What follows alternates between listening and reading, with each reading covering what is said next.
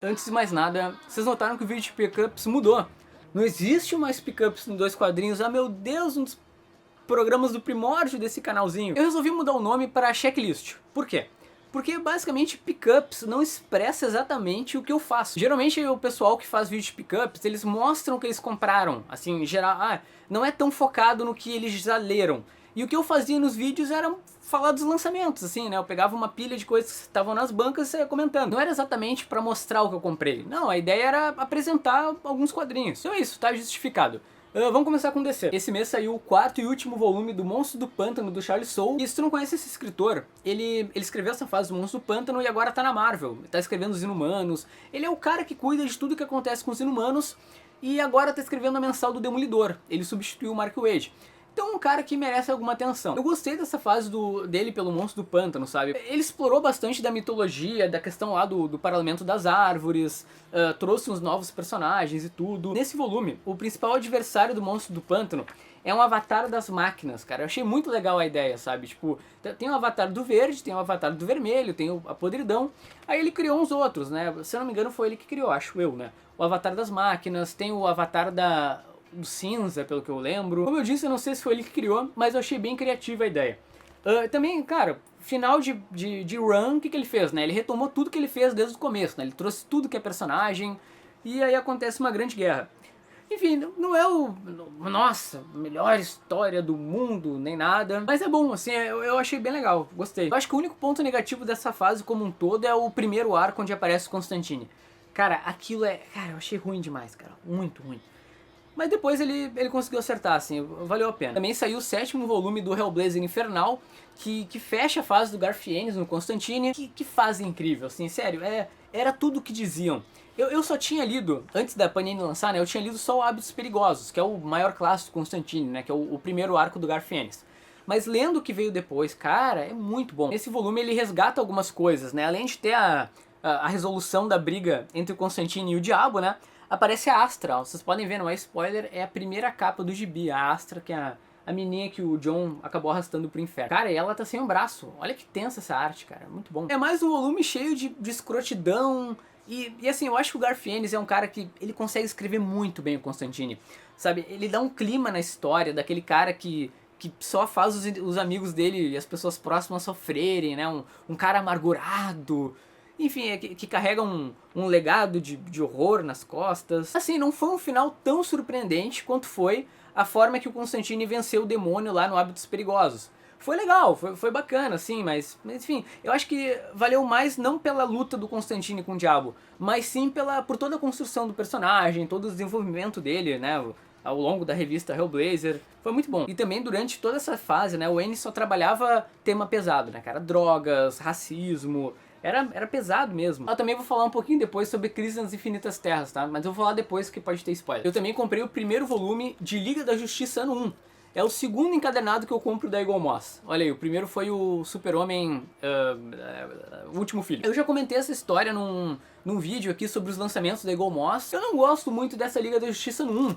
Pelo seguinte, assim, eu acho que ela é uma história mais pro leitor saudosista. Porque, cara, eu sinceramente eu não conheço tanto de Liga da Justiça, né? Digo as histórias clássicas, assim, eu não tenho na minha estante, por exemplo, as primeiras histórias da Liga da Justiça. Então acaba que é um gibi que não é muito pra mim, sabe? Ele tem todo esse tom nostálgico, com uma história mais bobinha, sabe? Com vilões mais caricatos. Tipo, tem uma parte onde a Liga da Justiça, os membros, eles perdem as suas habilidades, sei lá. Um vilão vai lá e corta as pernas do Flash, aí ele tem que andar numa cadeira de rodas, tira o braço do Lanterna Verde. A ideia da história era mostrar que os heróis eles conseguem sobrepujar os adversários mesmo sem as suas principais habilidades. É uma coisa mais assim, anos 60, enfim. Mas como eu tenho esse canal de quadrinhos, eu acho que é importante eu ter certas coisas na estante. Aí esse encadenado tá entre elas. Eu também li esse encadenado do Capuz, agora entrando na parte de Marvel. Se tu não sabe, esse é um vilão da Marvel que foi bastante utilizado durante o Reinado Sombrio. Ele meio que comandou o submundo da Marvel. Os poderes dele incluem basicamente uma capa de invisibilidade e umas botas que permitem ele voar.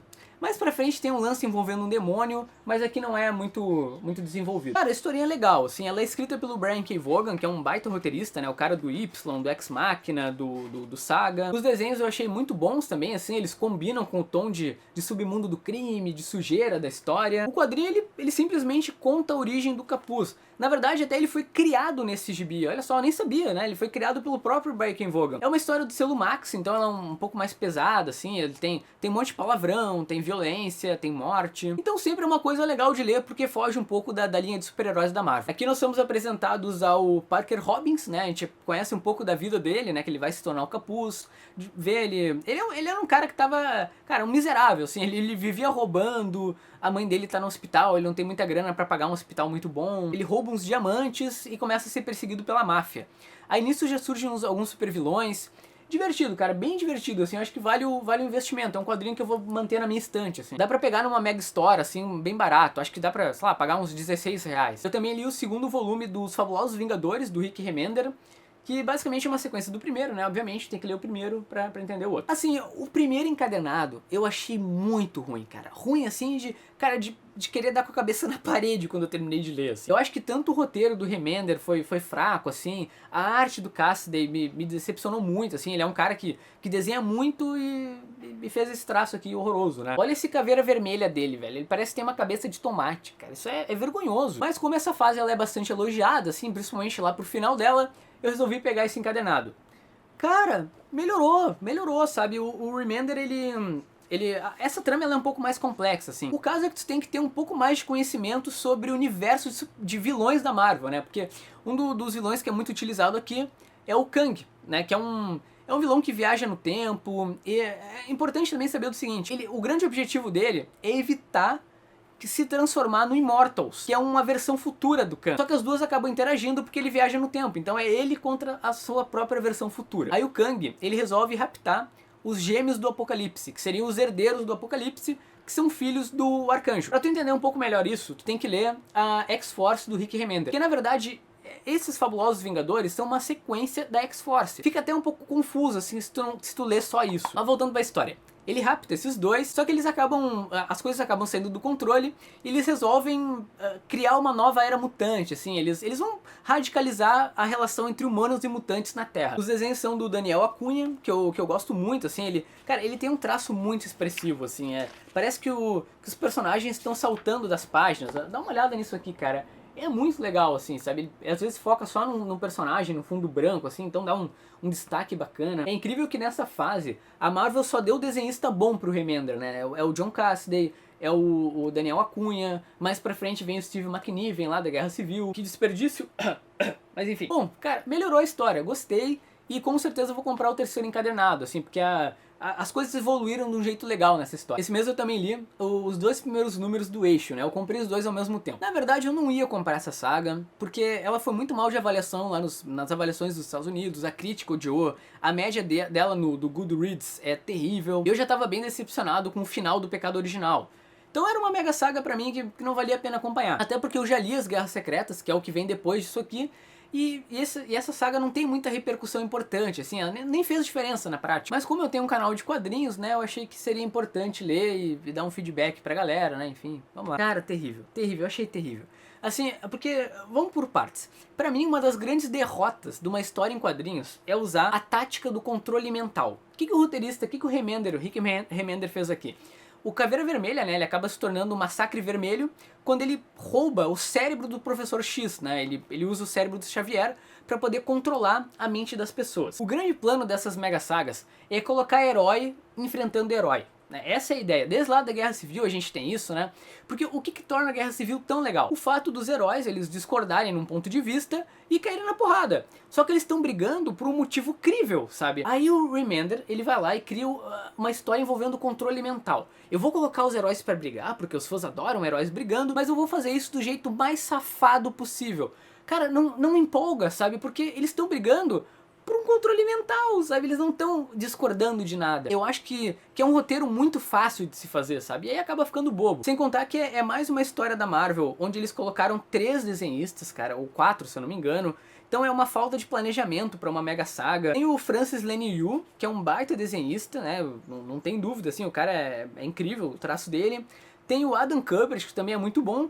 Mas não dá, cara, tu fica colocando vários desenhistas ao mesmo tempo, aí acaba descaracterizando. Enfim, foi decepcionante o volume 1. Mas quando eu li o volume 2, aí sim, cara, aí a vaca foi pro brejo. Pequeno spoiler, tá? Isso é uma notícia que já saiu em vários sites e tudo mais. Essa saga se chama O Eixo porque acontece uma mudança. Os heróis viram vilões e os vilões viram heróis, né? O controle mental do Caveira Vermelha acaba zoando a cabeça dos personagens. É um plot escrito, podia ser escrito por uma criança de 5 anos, cara. É muito besta, cara. Ah, herói vai virar vilão, vilão vai virar herói. Ó, que legal, nossa. Enfim, em resumo, cara, eu achei uma saga infantil, assim, boba. Por que eu vou ler? Eu vou ler o 3º volume porque eu tenho esse canal de quadrinhos, eu tenho que fazer uma coisa, né, instrutiva e tudo mais. Mas não é uma saga que eu gostei, assim. Mas vamos falar do Cavaleiro da Lua. Como vocês devem estar sabendo, a Panini lançou o primeiro volume dessa fase escrita pelo Warren Ellis, que foi meio que uma... Não é um reboot do personagem, mas ele deu uma... Ele reinventou o Cavaleiro da Lua. Fase aclamadíssima, uma das coisas mais legais da nova Marvel, assim. Foi um respiro de criatividade muito bom. E agora saiu o volume 2. Esse que eu tenho aqui é o americano, né? Eu já comentei esse encadernado em algum vídeo aqui no canal, mas como tá nas bancas novamente, eu acho que é bacana de comentar. No caso, ele tá com essa capa aqui que vocês estão vendo. Assim, qual é a premissa dessa fase do Cavaleiro da Lua? São histórias curtas, né? De uma edição só, tramas rápidas, assim, e bem inventivas, que o Cavaleiro da Lua vai lá, tem um problema, ele resolve. Basicamente é isso. Aí quando o Warren Ellis saiu, entrou o Brian Wood pra escrever. E cara, ele procurou manter a mesma premissa. A primeira história ela é muito legal, assim, é a mesma ideia, né? São tramas despretensiosas e rápidas de uma edição. Aí a primeira história foi legal.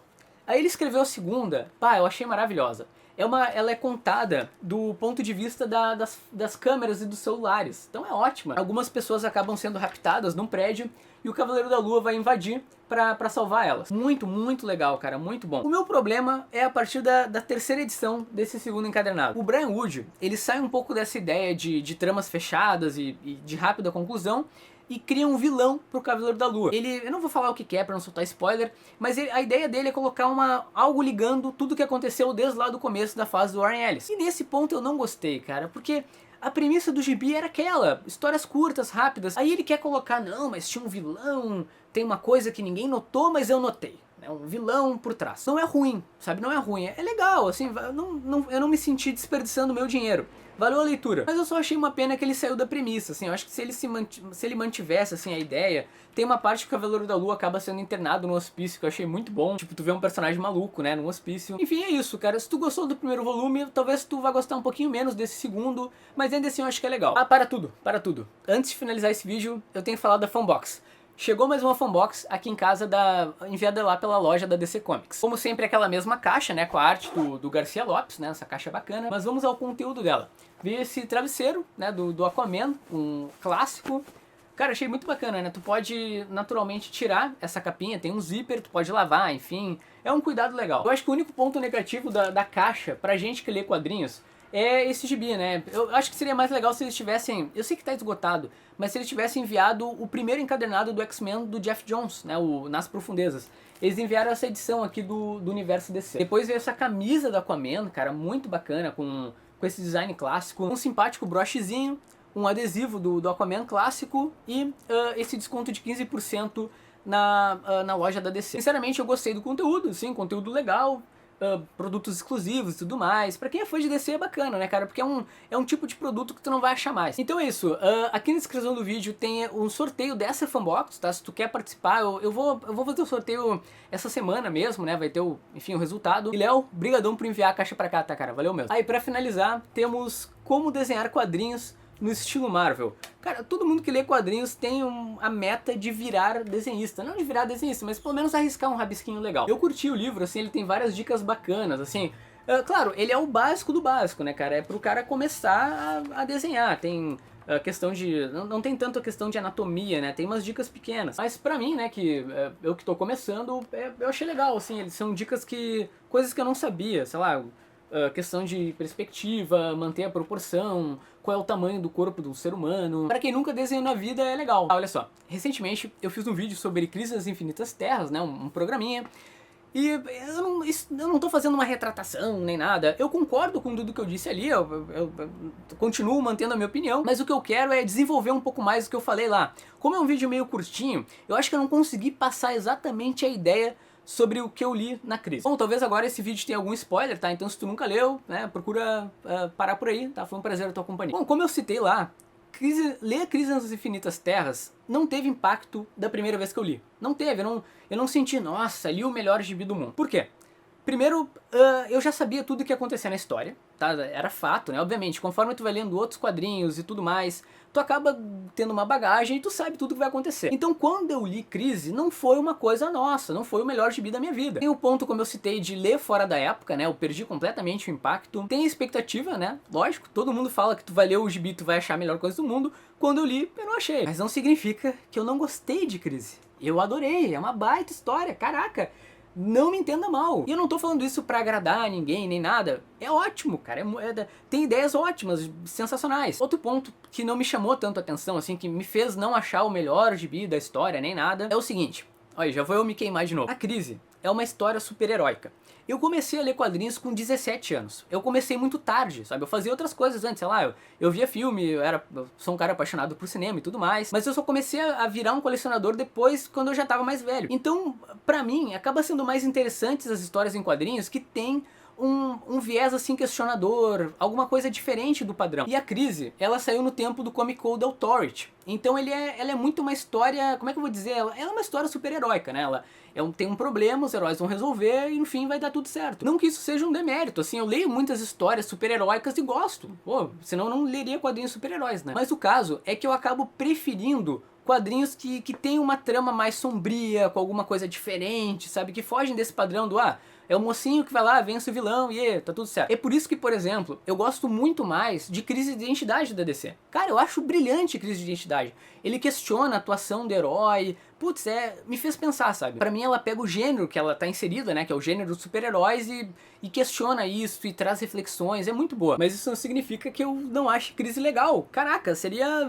terrível eu ler uma coisa dessa e não me impressionar. Tem cenas épicas, assim. Por exemplo, o fato do Super-Homem ele perder a sua terra, né? Eu acho que o Wolfman, ele trabalha muito bem essa questão dos personagens ficarem apavorados. Tipo, caraca, perdi minha terra, e agora? Não tenho pra onde voltar. A luta final com o Super-Homem se sacrificando, tipo, como eu não tenho um local, as pessoas que eu amava não existem, eu vou derrotar esse vilão de uma vez. Isso é muito épico, cara. O fato deles voltarem no tempo, chegar lá no começo da criação, cara, é muito triste, sabe? É uma história que tem elementos muito legais. Esse tom apocalíptico com as terras sendo destruídas, né? Por exemplo, aqui a Terra 3 sendo destruída, né? Com o Ultraman. O sacrifício do Flash é ótimo, né? Tem a morte da Supergirl. Desenvolvendo um pouco mais do que eu falei naquele vídeo, ela tem momentos que são chatos, assim. Chatos. Por exemplo, quando a ideia do Marv Wolfman, né, do Pérez, era apresentar tudo que é personagem da DC. Então tem muita coisa ali que, cara, foi cansativo de ler, sabe? Sei lá, os heróis de guerra, os heróis do faroeste,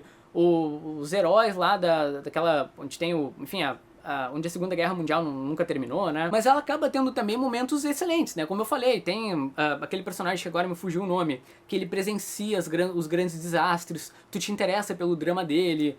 Cara, é muito épico, assim, tem cenas bizarramente épicas. As terras se fundindo, as terras se destruindo. Cara, não tem como um fã de quadrinhos não encher os olhos com esse tipo de coisa. Mas eu volto a dizer, ela só não foi super impactante pra mim. Mas eu achei legal. Tá? Eu não tô fazendo esse vídeo pra me retratar, é só porque eu quero passar a impressão do que eu realmente achei de Crise, o que eu li e tudo mais. Não tô preocupado com as pessoas acharem, ele não gostou de Crise, nossa. Todo esse conceito de matéria e antimatéria, putz, é fascinante. Dá uma olhada nessa cena das sombras. Eu acho que foi daqui que o Warren Ellis tirou aqueles clones que aparecem no Authority, sabe? Esses clones, essa chuva de clones negros, assim, acho que é certamente uma referência à Crise. Enfim, é isso, eu só queria passar um pouco melhor o meu ponto de vista. Certo? Eu espero que esse vídeo tenha sido útil aí pra ti, tá? Eu procurei me esforçar e passar uma informação relevante sobre cada quadrinho. Se tu já leu alguma coisa, comenta aí, tá? Por favor, comenta aí, não me deixa sozinho, eu me sinto um pouco solitário, tá? Enfim, é trágico tu ficar num quarto fechado falando sobre quadrinhos pras paredes.